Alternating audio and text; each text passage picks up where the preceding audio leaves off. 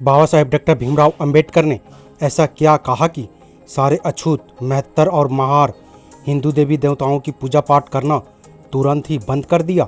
और कौन सा धर्म को स्वीकार करने से आरक्षण का लाभ नहीं मिलेगा और कौन सा धर्म स्वीकार करने से आरक्षण का लाभ मिलता रहेगा? आइए जानते हैं। वीडियो को लास्ट तक जरूर देखें। KB अम्बेडकराइट यूट्यूब चैनल में आप सभी का स्वागत है। जय भीम। विधि महाविद्यालय की जनवरी 1936 की पत्रिका में लॉ कॉलेज के विद्यार्थियों ने डॉक्टर अंबेडकर के प्रति अपना हार्दिक स्नेह व्यक्त करते हुए संपादकीय लेख में उनकी प्रशंसा की थी। इस कॉलेज की पत्रिका में एक लेख लिखकर डॉक्टर अंबेडकर ने कानून की शिक्षा कैसे दी जाए इसका विवेचन किया है। अपने लेख में उन्होंने पाठ्यक्रम कैसा हो इसे समझाते हुए इस बात पर जोर दिया है कि किसी भी प्रौद्योगिकी पाठ्यक्रम की तरह ही कानून की पढ़ाई भी एक पदवी प्राप्त का पाठ्यक्रम हो। इंग्लैंड में जो बैरिस्टर की पढ़ाई का अभ्यासक्रम है वो पदवी प्राप्ति की दृष्टि से पूर्ण नहीं है।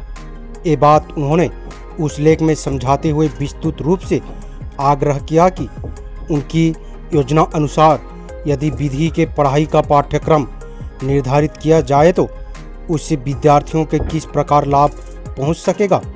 यदि कानून की परीक्षाओं की जिम्मेदारी बार काउंसिल को सौंप दी जाए तो बार काउंसिल भी मजदूरों की संगठन के समान काम कर सकेगी। उन्होंने ये समझाते हुए आगे लिखा कि वकीलों को विधि शास्त्र के मूलभूत तत्वों के ज्ञान के साथ ही व्यापक सामान्य ज्ञान भी होना चाहिए। उन्हें अपनी वक्तृत्व कला के साथ ही विषय प्रतिपादन की कला और अपने मंतव्यों का युक्तिवाद के साथ विवेचन करने की भी निपुण होना चाहिए। इसलिए कानून की पढ़ाई के साथ समाजशास्त्र, मानव शास्त्र, तर्कशास्त्र, व्यक्तित्व कला तथा वाद विवाद, कौशल्य और भाषा प्रभुत्व की शिक्षा भी पाठ्यक्रम में समाविष्ट होनी चाहिए। डॉक्टर अंबेडकर ने पूरे सभ्यता क्रम में आमूल परिवर्तन की राय दी थी। दिसंबर 1935 से पंजाब के जात पात उन्मूलन मंडल के साथ डॉक्टर अंबेडकर का पत्र व्यवहार शुरू हो गया था। इस मंडल के सालाना जलसे के लिए डॉक्टर अंबेडकर से अध्यक्ष पद ग्रहण करने का अनुरोध किया गया। 5 दिसंबर 1935 को लिखे गए अपने पत्र में डॉक्टर अंबेडकर ने ये स्पष्ट किया कि उनके अध्यक्षीय भाषण का मूलभूत सिद्धांत क्या होगा। फिर मंडल के सदस्यों ने उनके भाषण की प्रति पढ़कर उसमें कुछ सुधार करने का सुझाव भेजा, परंतु अंबेडकर ने उसे मानने से साफ मना कर दिया। आखिर उन्होंने लिखा कि जाति व्यवस्था पर उनके विचार बहुत ही विस्फोटक है और उसे श्रोतागण सहन नहीं कर सकेंगे, इसलिए ये समारोह ही स्थगित किया जा रहा है। डॉक्टर अंबेडकर ने इनहिलेशन ऑफ कास्ट विषय पर अपना जो भाषण प्रकाशित किया है वो आज जाति प्रथा और इस संस्था पर गीता के समान एक सारगर्भित पुस्तक मानी जाती है। इस किताब पर अपने विचार व्यक्त करते हुए महात्मा गांधी ने ये मत प्रकट किया है, हर हिंदू को ये किताब पढ़नी चाहिए। उनकी ये सिफारिशी किताब का महत्व सिद्ध करती है। गांधी जी के कुछ आक्षेपों का विस्तृत सुसंगत उत्तर देते हुए डॉक्टर अंबेडकर ने इस किताब के 2 संस्करण छपवाए थे। आज तक तो इस किताब के भारत की सभी प्रमुख भाषाओं में अनुवाद प्रकाशित हो चुके हैं और उनके कई संस्करण निकल चुके हैं। किसी भी ग्रंथकार ने अभी तक जाति निर्मूलन पर इतनी गहरी सुसंगत चर्चा किसी किताब में नहीं की है। हिंदू समाज के पुनर्गठन के लिए डॉक्टर बाबा साहेब ने जो दूरदर्शिता भरे उपाय सुझाए हैं वो आज भी उतने ही नवीनतम हैं। चित्तरंजन नाटक कंपनी ने 15 मार्च 1935 के दिन बॉम्बे थिएटर मुंबई में उनका आदर सत्कार किया था। अमृतसर में 13-14 अप्रैल को सिख मिशनरी परिषद का जलसा हुआ। इस सम्मेलन में डॉक्टर अंबेडकर भी गए थे। अपने भाषण में उन्होंने कहा था, सिख समाज में सामाजिक समता के तत्व हैं, इसे मैं जानता हूँ, मगर हमारे धर्म परिवर्तन का समय अभी निश्चित नहीं हुआ है। डॉक्टर अंबेडकर का ये रुख देखकर महात्मा गांधी के अनुयायी सेठ बालचंद हीराचंद ने उन्हें गांधी जी से मिलने का विशेष आग्रह किया। तदनुसार बाबा साहेब सोंगांव जाकर गांधी जी से मिले, लेकिन उस मुलाकात से कुछ हासिल नहीं हुआ। सोंगांव से लौटने समय वर्धा स्टेशन पर हजारों दलित डॉक्टर अंबेडकर के दर्शनों के लिए जमा हो गए। इस दृश्य को देखकर सेठ बालचंद हीराचंद ने कहा, इन लोगों के लिए हम लाखों रुपए खर्च करते हैं, लेकिन ये लोग हमारी परवाह नहीं करते। सहज ही डॉक्टर अंबेडकर के मुंह से उद्गार निकले, उन्हें माता और दाई का अंतर अच्छी तरह मालूम है। सिख धर्म के सिद्धांतों को समझने के लिए डॉक्टर अंबेडकर ने अपने बेटे यशवंत राव और भतीजे मुकुंद राव को अमृतसर के स्वर्ण मंदिर में गुरुद्वारे में रखा था। सन 1936 में 30-31 मई को डॉक्टर अंबेडकर ने मुंबई इलाके की महार परिषद आयोजित की थी। ये परिषद इस उद्देश्य से बुलाई गई थी कि येवला में आयोजित सम्मेलन में जो प्रस्ताव पारित हुए थे उन्हें कैसे अमल में लाया जाए, इस पर विचार करके दिशा निर्धारित करनी थी। इस सम्मेलन में डॉक्टर अंबेडकर ने 1.5 घंटे तक भाषण दिया।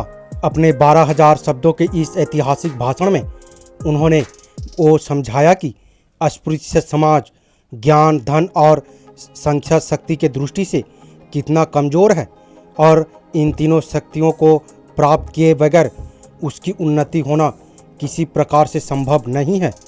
अस्पृश्य समाज तरह तरह से अपने नाम बदलकर अपनी जाति छिपाने का प्रयास करते हैं। इस भांति नाम बदलने की अपेक्षा धर्म बदलना अधिक सम्मानजनक है। भाषण के अंत में उन्होंने कहा, भगवान बुद्ध ने निर्वाण के समय अपने प्रिय शिष्य आनंद को जो उपदेश दिए थे उसे ध्यान में रखना आवश्यक है। भगवान बुद्ध ने कहा था, हे आनंद, तुम स्वयं ही अपना प्रकाश बनो, तुम स्वयं अपनी ही शरण में जाओ, किसी अन्य की कभी भी शरण न लो। इस परिषद के बाद डॉक्टर अंबेडकर ने बैरागियों और महत्तर महार जाति पंचायत के प्रमुख समाज की सभा आयोजित कर उन्हें खरी खरी सुनाई और उन्हें आगे बढ़कर अस्पृश्य समाज के उद्धार कार्य में अगुवाई करने की ताकीद दी। डॉक्टर अंबेडकर के इस भाषण के प्रभाव परिषद के लिए बहुत व्यापक परिणामदायक सिद्ध हुआ। अस्पृश्य ने हिंदू धर्मावलंबियों के त्यौहार, रीति रिवाज, देव पूजन इत्यादि का त्याग करना प्रारंभ कर दिया। सन 1936 की 10 जून को इटली के बौद्ध भिक्षु लोकनाथ ने राजगृह अंबेडकर का मुंबई का निवास जाकर डॉक्टर अंबेडकर से मुलाकात की और उनसे अनुरोध किया कि वो बौद्ध धर्म स्वीकार करें, किंतु डॉक्टर अंबेडकर ने उनसे निश्चित रूप से कुछ नहीं कहा। हिंदू महासभा के नेता डॉक्टर मुंजे 18 जून 1936 को डॉक्टर अंबेडकर से मिले। उनकी मुलाकात का प्रयोजन ये था कि डॉक्टर अंबेडकर सिख धर्म को स्वीकार करने की कार्य में अपना सहयोग दें, क्योंकि ये पराया धर्म नहीं है। डॉक्टर अंबेडकर से चर्चा करने के उपरांत डॉक्टर मुंजे ने डॉक्टर जयकर को भी सहमति प्राप्त की और अन्य नेताओं को भी उन्होंने निवेदन भेजे। डॉक्टर मुंजे ने MC राजा को भी पत्र भेजा था। ये पत्र निजी तौर पर लिखा गया था, परंतु गांधी जी ने राजा मुंजे पत्र व्यवहार को प्रकाशित करने के लिए विवश किया। इस पत्र व्यवहार में अंबेडकर के निवेदन का उल्लेख इस प्रकार था, यदि डॉक्टर अंबेडकर सिख धर्म को स्वीकार करते हैं तो नव सिख के रूप में भी उन्हें पुण्य के समझौते के अनुसार मिले हुए अधिकार मिलते ही रहे। इस पर हिंदू महात्मा को कोई आपत्ति नहीं होगी। इस निवेदन में बाबा साहेब ने लिखा है, मुस्लिम या ईसाई धर्म का अंगीकार करने से अस्पृश्य भारतीय संस्कृति से अलग हो जाएंगे, लेकिन सिख धर्म को स्वीकार करने से वो हिंदू संस्कृति से जुड़े रहेंगे। यहाँ पर साफ साफ लिखा हुआ है, जो लोग भारत में हिंदू धर्म को छोड़कर ईसाई और इस्लाम धर्म कबूल करते हैं, स्वीकार करते हैं, उनको आरक्षण या रिजर्वेशन का लाभ नहीं मिलेगा। जो लोग ईसाई, जैन और बौद्ध धर्म स्वीकार करते हैं, कबूल करते हैं, उनको लास्ट तक आरक्षण और रिजर्वेशन का लाभ मिलता रहेगा। वीडियो आपको कैसी लगी अपने राय कमेंट बॉक्स में ज़रूर दें। वीडियो अगर पसंद आए तो लाइक करें, हाइप करें और सब्सक्राइब करना ना भूलें। वीडियो से रिलेटेड अगर कोई सवाल करना चाहते हैं तो वो कर सकते हैं। हम प्रयास करेंगे कि आपकी सवालों का जवाब दे सके, वो चाहे कमेंट बॉक्स के माध्यम से हो या फिर वीडियो के माध्यम से।